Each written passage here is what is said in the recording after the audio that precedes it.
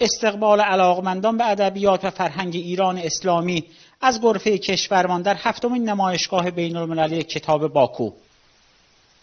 نمایشگاه بین‌المللی کتاب باکو مهمترین رویداد فرهنگی جمهوری آذربایجان است که سالانه با حضور کشورهای مختلف برگزار می شود. من çok şadam ki من bugün bura gelmişim. Çok sağ ol جناب سفیر. من بسیار خوشحالم از حضور در این غرفه و نمایشگاه کتاب و تشکر می کنم از سفیر محترم که ما را پذیرا شدند.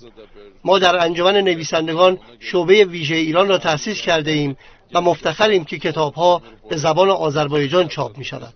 حضور چشمگیر نویسندگان، دانشگاهیان و محققان و حتی گروه‌های مختلف مردمی جلوه خاصی به غرفه ایران داده است.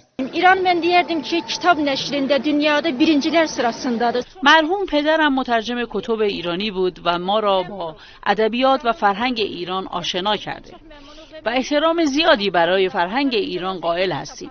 ایران در انتشار کتاب‌ها از نخستین‌های دنیاست و کتاب‌های نفیس و پرمحتوایی چاپ می‌کند. Xalqları bir-birindən ayırmaq mümkün deyil. در مدارس جمهوری آذربایجان گلستان سعدی تدریس شده است. جدا کردن این دو ملت آسان نیست.